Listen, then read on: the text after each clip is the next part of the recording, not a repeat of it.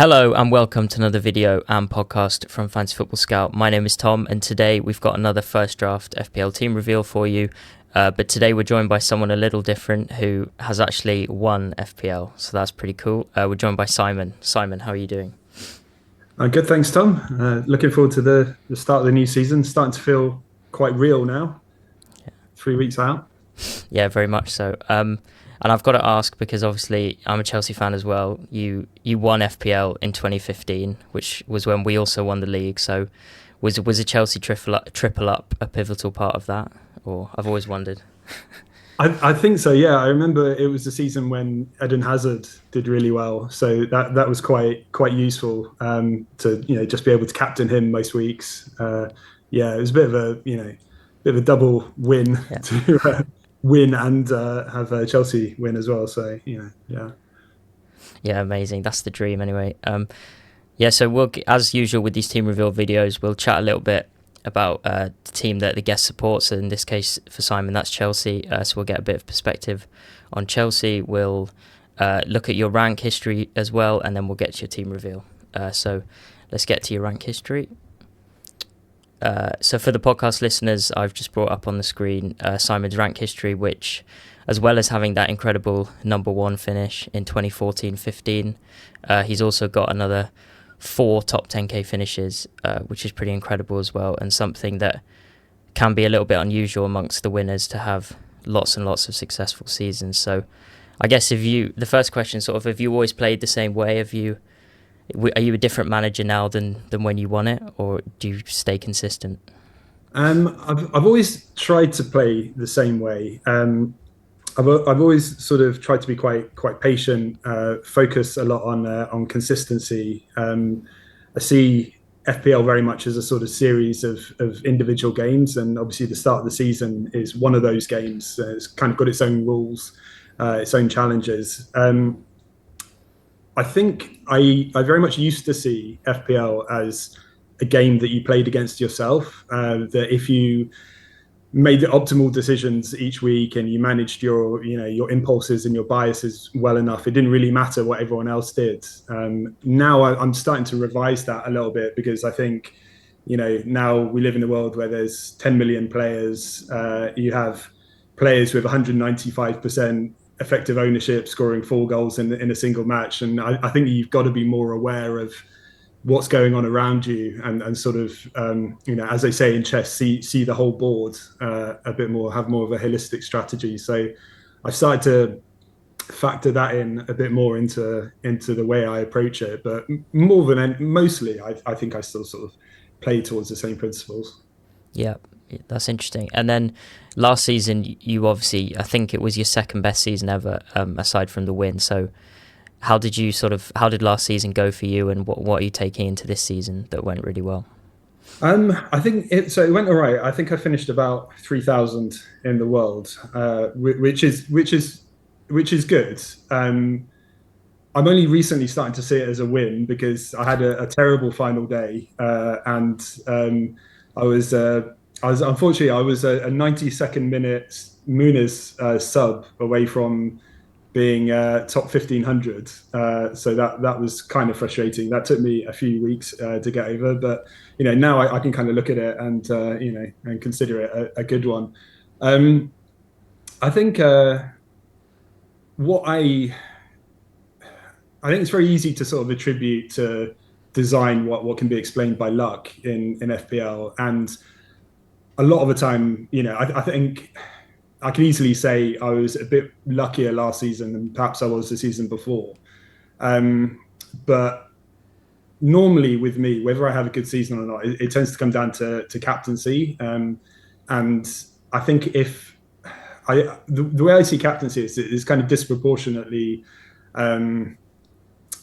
impactful. There's a lot of variance associated with it, and if you're on the wrong side of it too many times, it can really affect your rank, even if you're playing the rest of FPL in quite a strategic, optimal way. And I think that the previous season I was on the wrong side of what appeared to me to be too many sort of 50-50 decisions. So I was backing, say, Salah in matches that on paper I thought looked really good, and then Haaland would score a hat trick in what looked like a more difficult fixture. But because he was so highly owned, that went against me, and I did that enough times for it to kind of accrue into a significant effect. So last season, what I tried to do was negate captaincy as much as possible. Um, so I wouldn't bet against high ownership captaincy where I could avoid it. I would try and sort of see that as a bomb that needed to be diffused, and focus very much on any kind of edge or advantage that I can get would come out of the rest of the team. And that, I think, was something that was more easily done perhaps last season. I think it's going to be a bit more challenging this season. Yeah, definitely. And then I've got to ask you about the FPL changes this year and how you think they're going to affect your style of play. I mean, I've been joking to lots of people that I don't think anyone has the patience to get to 5 transfers, but maybe you will. I don't know. How do you see that change specifically affecting you? Well, at first, I thought it was really good because I'm a manager who likes to carry transfers. I think one of the most significant things for me, at least, about how well I perform tends to be how often I use 2 transfers versus how often I use 1 transfer, because you can do exponentially more with 2 transfers than you can with one, in my opinion. And I think that probably goes for 3 transfers. I think that opens up a lot, strategies that maybe weren't available to us before, particularly when it comes to premium assets, where in the past, if you wanted to jump on and off them, you'd have to perhaps take a hit in order to fund it or play your wild card. I think being able to carry multiple transfers facilitates that a bit, but I think it still remains that there is an optimum rate at which to use transfers. And I think when you get past 2 or 3 transfers, then you have to sort of factor in the opportunity cost of not getting on players with good fixtures, perhaps players that appear to be in explosive form. You have to factor in the price changes as well. So I think it affects somewhat, and it definitely avoids those situations where you have to use a transfer or burn it in situations where maybe that wasn't ideal for your team. I got punished by that last season, so it's nice to see that that's out of the way. But I think that ultimately there'll still be an optimal use of transfers. It'd be interesting, I think, for managers that take a lot of hits. I tend not to take many hits. I think in probably 15 seasons, I've probably taken fewer than 15 hits, and less than half of those paid off. It's just a real weakness, I think, to my game. Whereas I think that other people have, used that much more artfully, and it's been a much bigger factor of their strategy. Now, I think hits will be less common, certainly more frowned upon, and I wonder if that's a benefit to them, possibly a negative to those of us that try and avoid taking hits, because obviously they're not spending points anymore. Yeah, it's kind of an interesting one. Yeah, definitely. And yeah, opportunity cost is an interesting phrase that you use. And, I've heard people talk about stacking their 15-man squads to make sure that if they get an injury, they can still roll a transfer, and getting 2 goalkeepers to do that as well. So it'd be interesting to see where that optimum balance lies, as you said. So yeah, we'll move on to Chelsea now. We'll get a little bit of fan perspective, mainly from Simon, but I might chip in as well. So on the screen, I've brought up for the podcast listeners a table that sorts key Chelsea assets by expected goal involvement. No surprise at the top is Cole Palmer. Second is Jackson, and then there's a massive gap to Sterling, Enzo, Gallagher, and then Modric, Madueke, all pretty low down. Nkunku is on there with 2.7 XGI from just 2 starts, which is pretty impressive, and I'm sure we'll talk about him. But I guess, Simon, there's obviously a lot going on at Chelsea. I'm pretty strong against the ownership, and the whole Chalobah thing is a bit pathetic. But yeah, we'll try and stick to the on the pitch. And how are you sort of feeling on the whole with another new manager, a young squad, etc.? Yeah, I think most football fans feel optimistic about their teams going into the new season. We always feel like we'll be better than the last season. I think Chelsea will be very different. I don't know if we'll necessarily perform better or finish better. But I think you'll see a very different sort of team. Enzo Maresca has got a very different footballing philosophy to Pochettino. He's much more focused on possession. I think we will see fewer transitions. Chelsea had a very sort of basketball end-to-end sort of style last season that could be quite chaotic, and maybe would score 2 goals and concede 3. I think we'll see less of that, possibly fewer goals, but I think fewer goals conceded as well. There's a few sort of small kind of incremental changes, or what appear incremental, that might actually end up being quite significant. Like we've got a new set piece coach, Bernardo Cueva from Brentford. And yeah, if you watch Chelsea, I'm sure you did last season, see that we were pretty weak on set pieces. I'd like to think that we're stronger on that defensively now, but going forward, whoever ends up taking set pieces for Chelsea, perhaps will be stronger. That'll be more of a source of FPL points as well. So I think that's something to look out for. Yeah, I mean, someone put it to me that we'll see less 2-2s and more 1-1s, and that sort of sounds about right. I think we're still really inexperienced. Obviously, it's going to take time with a new manager, so I'm not expecting the world. But as you said, last season was our worst defensive Premier League season ever, I'm pretty sure. So we would expect that to improve. But yeah, moving on to sort of the specific players that you think could thrive under Maresca. I mean, we've got our first friendly tonight at 3 a.m. against Wrexham, so we'll see a little bit there. But who do you think is potentially really well suited to Maresca's style? So I think the one I'd be most confident about are the defenders. I think that we will see a much stronger defense, and there are a few potential bargains in there, like Levi Colwill at 4.5. I think it's so the way that I understand he sets up is with one fullback inverting into midfield to help cover against transitions, and then the other fullback joining the back three. And at the moment, the assumption is that it would be Cucurella inverting into midfield and James joining the back three. And so what that means for James, I'm not sure. I think perhaps you'll see more of him because potentially less likely to get injured from that position. But I don't think we're going to necessarily see the same Reece James that we've seen in previous seasons, where he's playing wing back, he's marauding forward, overlaps. You could still see quite a few set pieces, and there are variations of the system that I've seen other teams playing where that third centre back does get forward quite a lot. So I think that's one to keep an eye on. I think I'm a little bit wary of what it means for Cole Palmer as well, who is somebody who really thrived under quite a free role under Pochettino.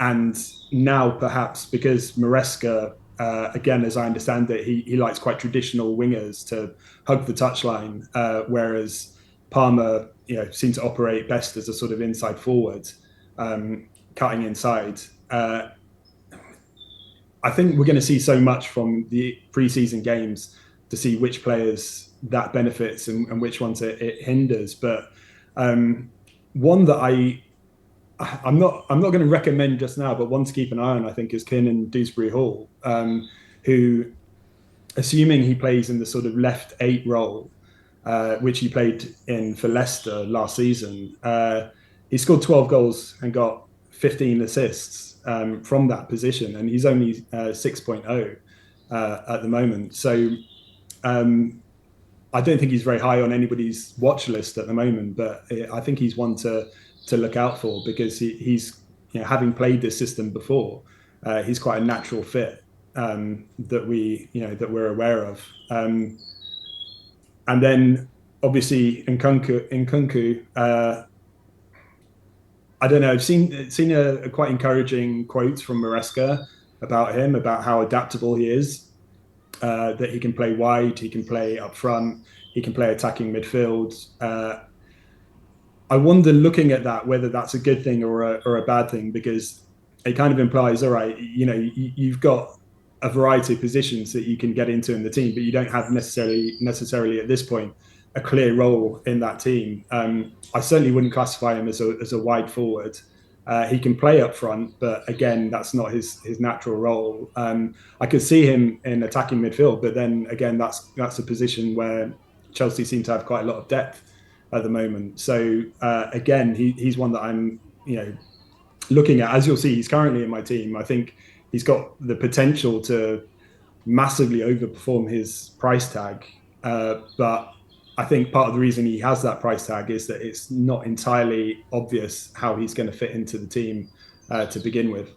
Yeah, and we need him to stay fit as well. That'll be a start.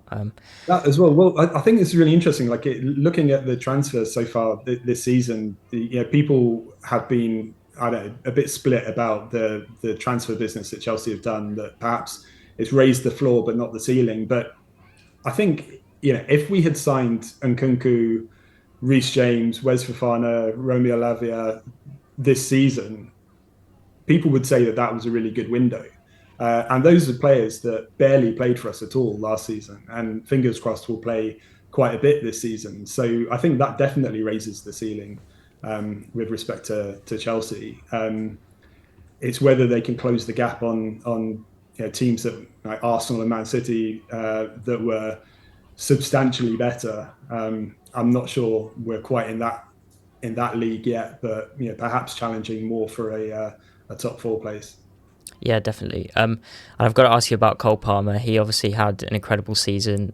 He was the top FPL point scorer of any player, and he's at 10.5 this year. Were you surprised by that price? Do you think it's fair? What do you think about that? I think time will tell. I can understand why they've done it. I mean, he was the top scorer and he barely even played for the first 7 games of last season.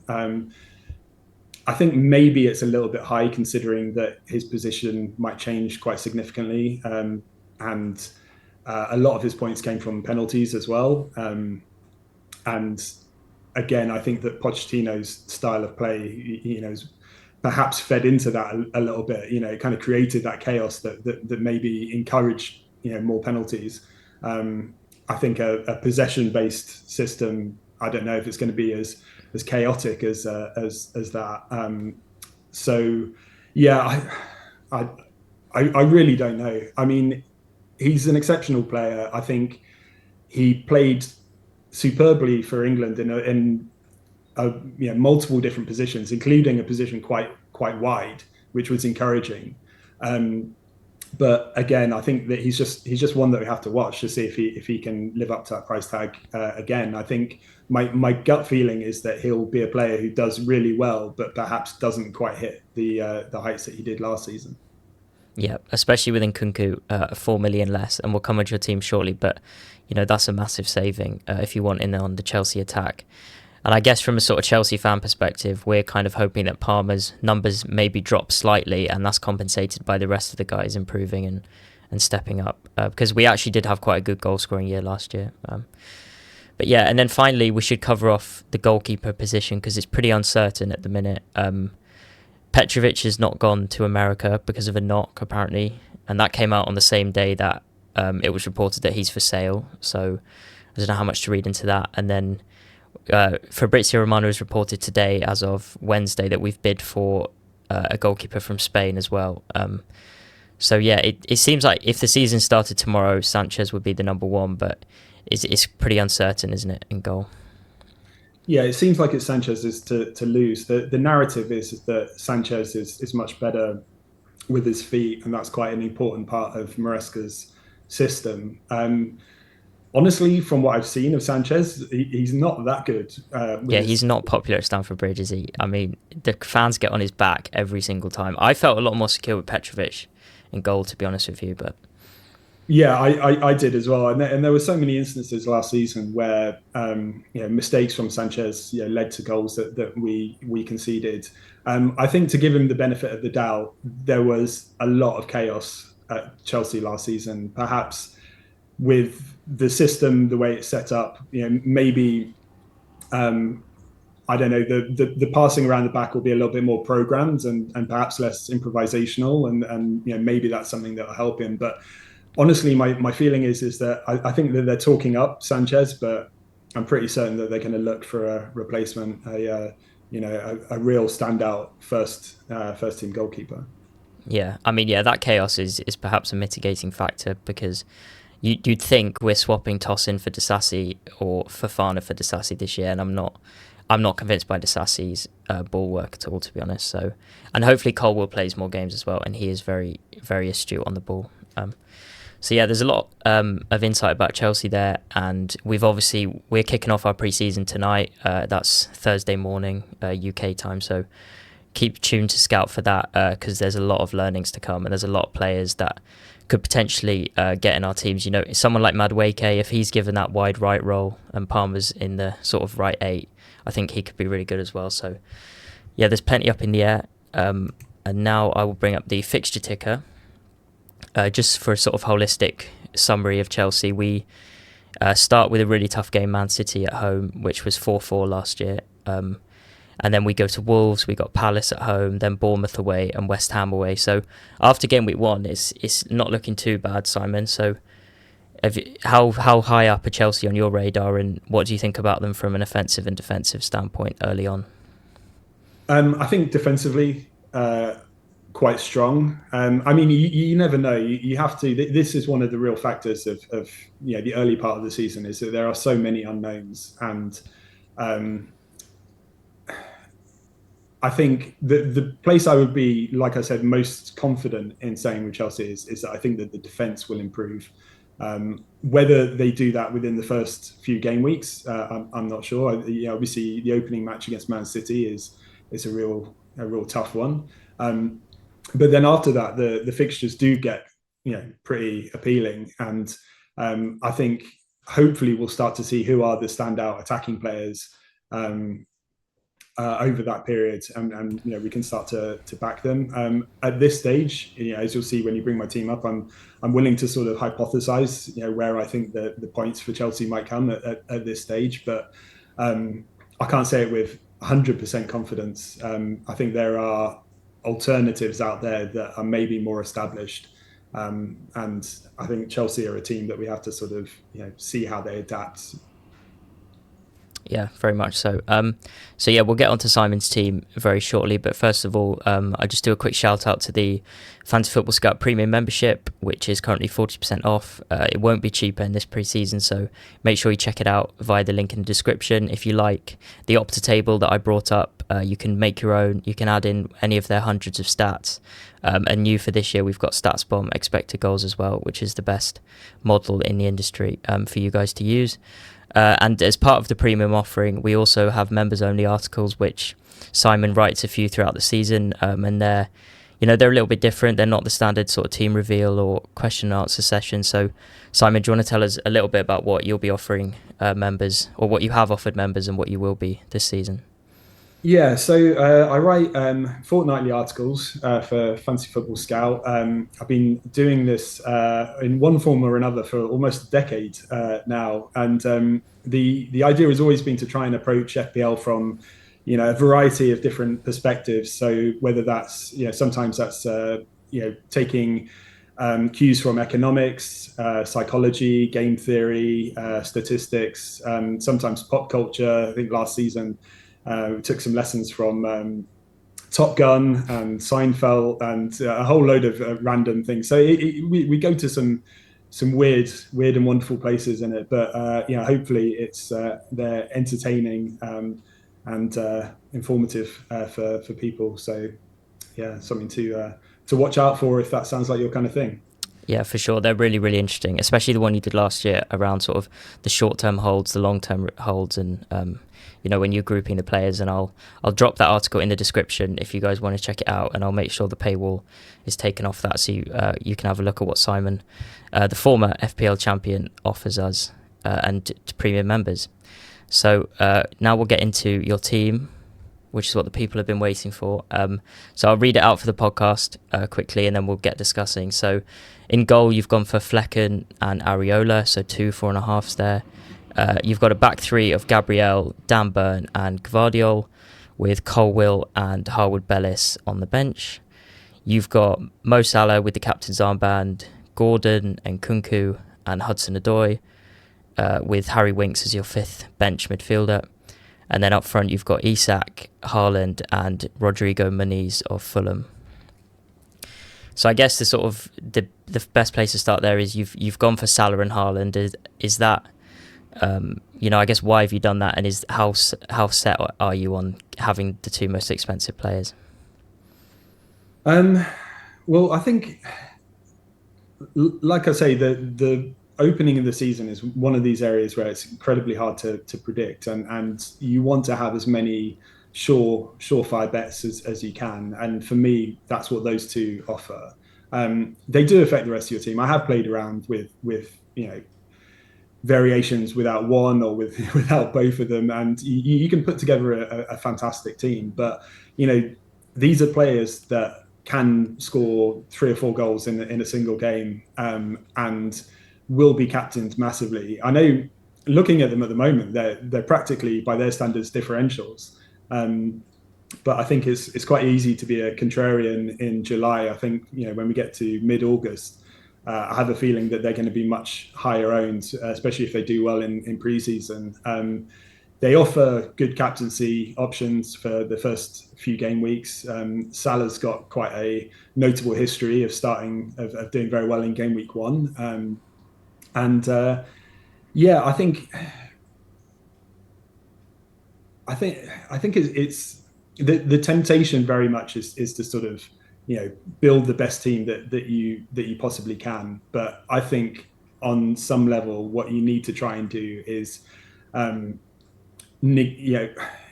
think in the opening game weeks, it's not necessarily all about maximizing your score. It's about staying in touch, and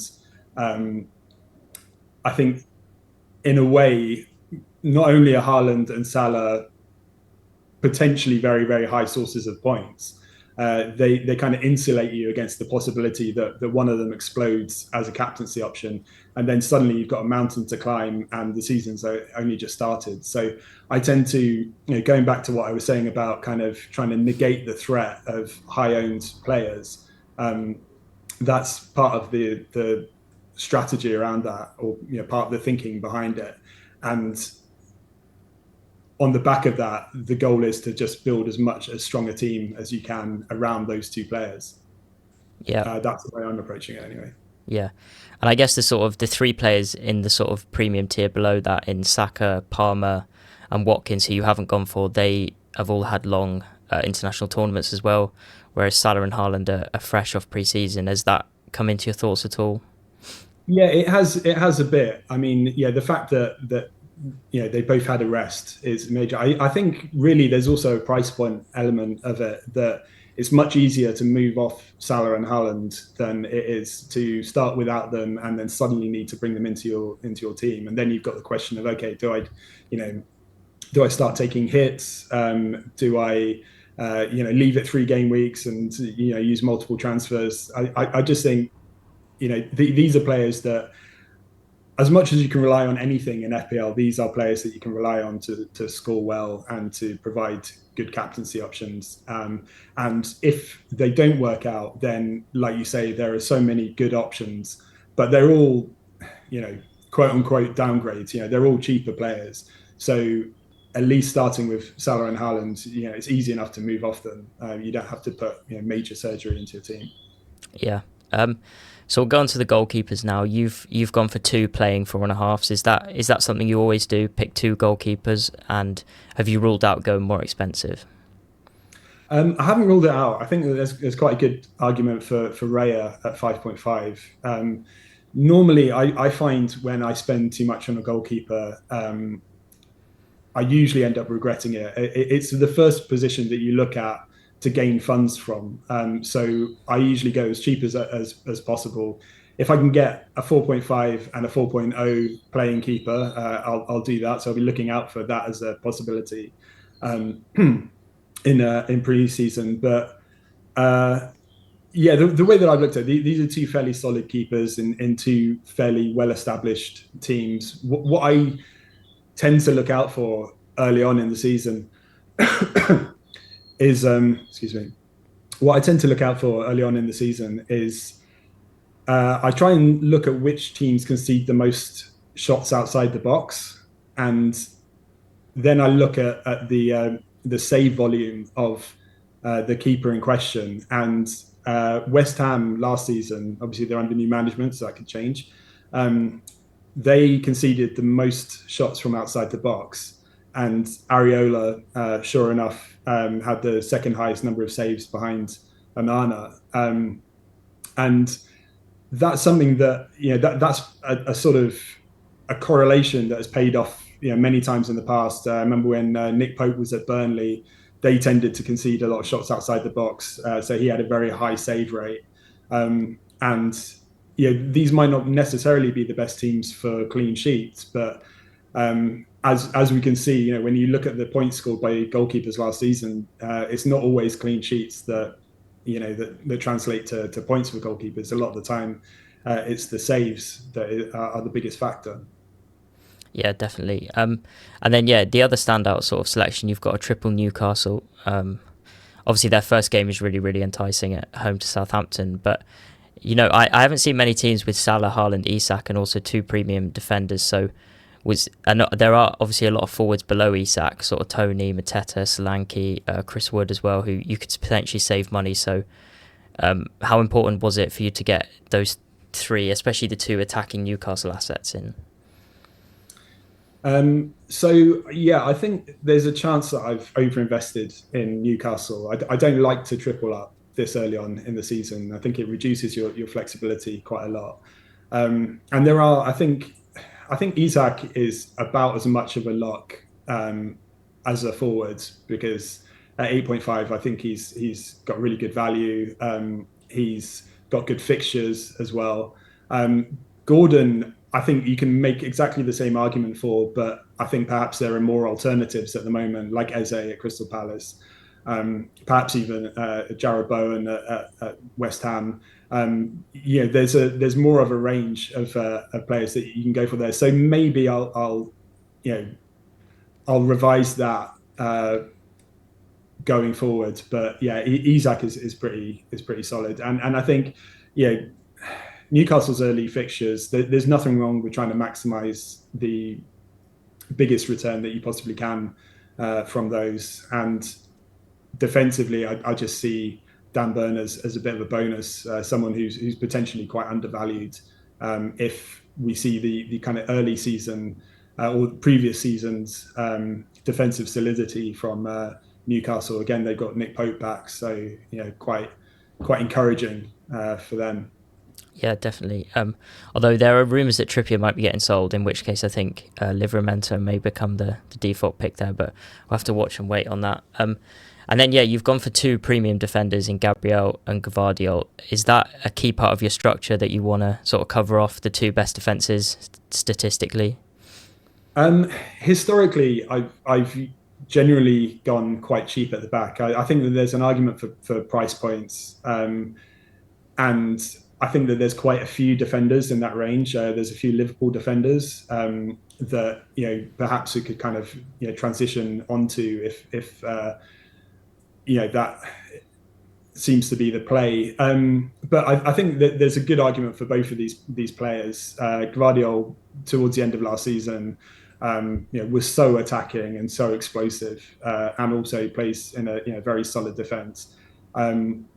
And then Gabriel at the moment, like I say, in a part of the season where there are so many unknowns, I think Arsenal are about as reliable as possible for clean sheets, and that's very much a thinking at the moment. I don't normally back premium defenders this early in the season because I think it takes a while for them to get into their groove, and clean sheets are quite unpredictable. But I think the attacking upside from Gvardiol justifies him, and I think that there's not a lot in midfield around that price point, and you either have to upgrade to about 7.5 in order to get anything, and I think there's a lot more value that you can get from the 6.0 to 7 million defenders at the moment.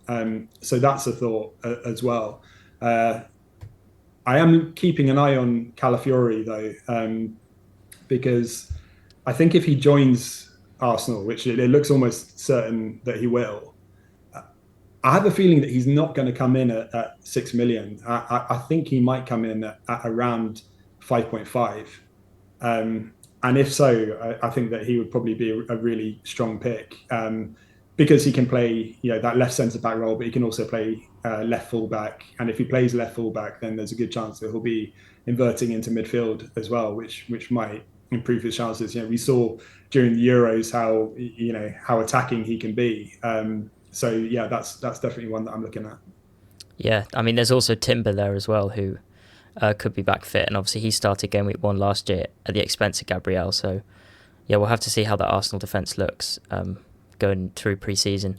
And then we've got Nkunku in there, which we've sort of talked about, and I guess we're not expecting him to match Palmer, but we both think there's a lot of potential there for the price.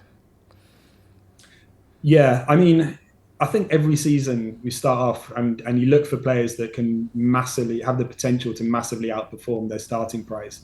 And Nkunku really does look like one of those for me. I think, we point out the times that FPL get it wrong in terms of pricing, or classification, but they don't get it wrong very often. And so, I think I have a feeling that they've just factored in this possibility that Nkunku could be a player that doesn't fit naturally into the system, that might start off as a bit of an impact sub until he can really force his way into a starting role. But we'll see. I mean, yeah, I think we'll know a lot more this time tomorrow. Chelsea have got their first pre-season game, and then they've got about 8 matches in 5 days afterwards. So it's all a bit of a we'll definitely know a lot more in the next few days. Yeah, and then sort of continuing the Chelsea theme a little bit. You've got Hudson-Odoi there of Forest, who's got Bournemouth at home first game, which looks really good, and obviously he had a pretty strong end to last season. I remember that goal he scored against us, which was pretty nailed on from kickoff. But and then Muniz as well, you've gone for as a cheap forward. Are they sort of punty players that may change, or you might try and upgrade them somehow, or do you like the look of them for their prices? I do. I like the look of both of them, and I think they both got really good starting fixtures. So I tend to look at really just the first 6 fixtures, and I kind of discount the significance as it goes on, because obviously by the time you get to game week 4, you've used more transfers, and you can move off players if they're not looking great. But their opening fixtures look quite strong. Maybe Muniz away to Man United, maybe that's tricky, but then after that, it's pretty good. Again, I think that these are 2 players that could outperform their price tag, especially Hudson-Odoi.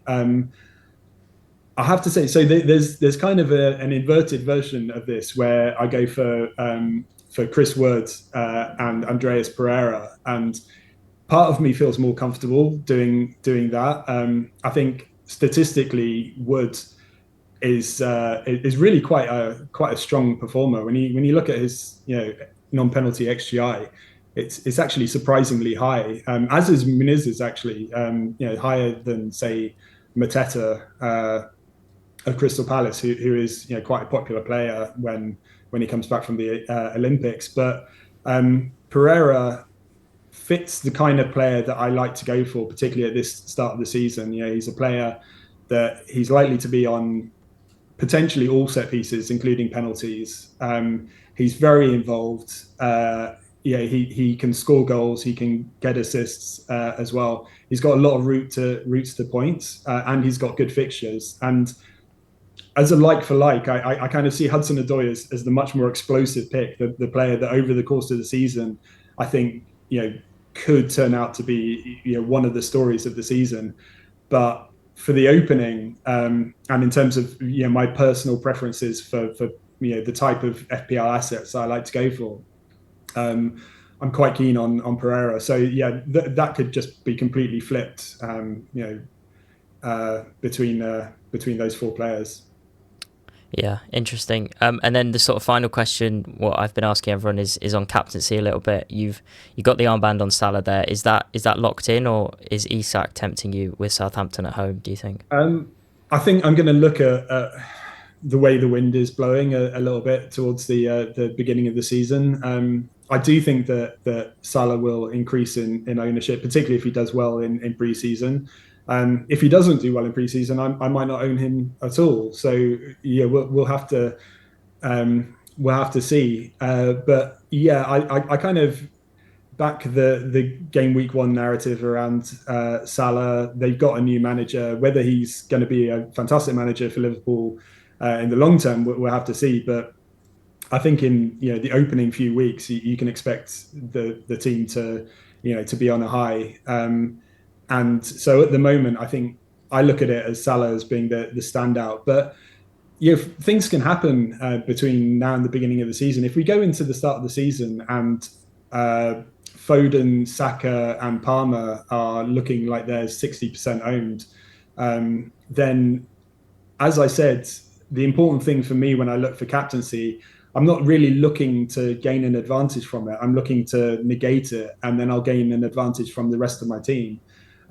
So that is definitely something that I'll be factoring in. And depending on what the ownership percentages look like, towards the beginning of the season, that could radically affect the type of assets that I go for. I know people hate effective ownership, and it's it's kind of a dirty word in FPL, but just looking at it from my personal experience,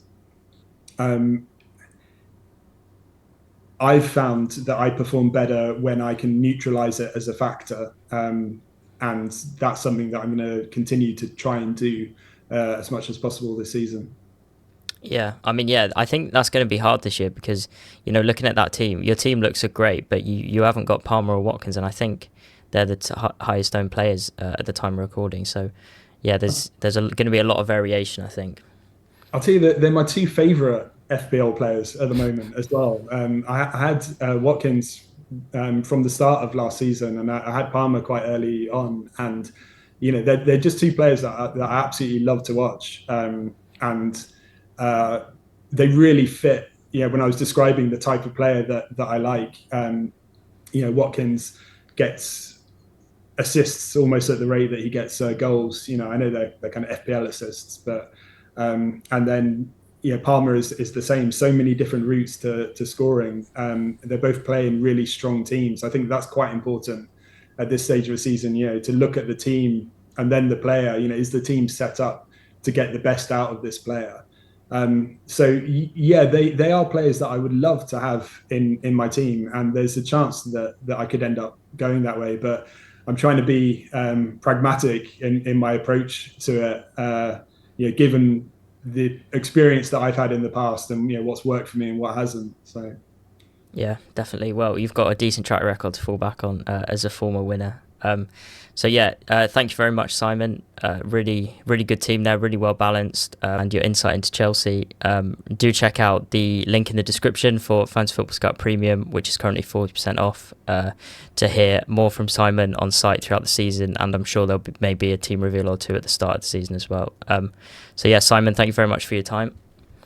Thanks for having me.